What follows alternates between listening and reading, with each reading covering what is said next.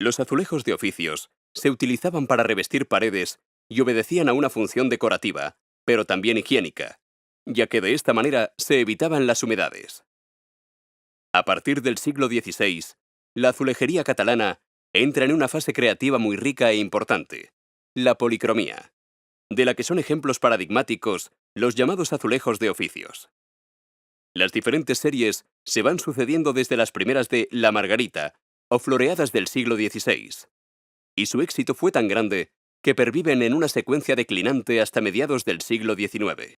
Todas presentan un tema central único, acompañado con plantas más o menos exuberantes, que son las que dan nombre a las series.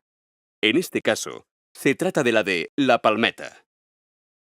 Muchos de los temas de los azulejos están sacados de las aleluyas impresas que corrían de mano en mano como ilustraciones de juegos, acontecimientos varios, hechos relevantes de la vida real, etc.